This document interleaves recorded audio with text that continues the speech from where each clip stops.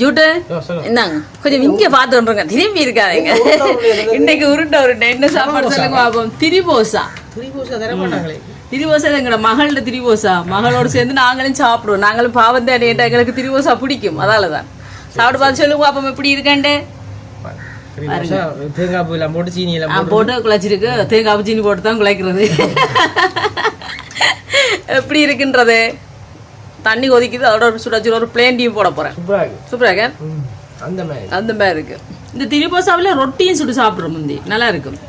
ஆனா எங்களுக்கு இப்படி உருண்டை பிடிச்சி தேங்காய் சீனி போட்டு உருண்டை பிடிச்சி இப்படி குழாச்சி சாப்பிடுதான் ஃப்ரெண்ட்ஸ் நல்லா பிடிக்கும். அந்த மாதிரி சுடாச்சில பிளேன் டீயும் போட்டுட்டு சாப்பிட்டுட்டு குடிக்க வேற லெவலா இருக்கும்.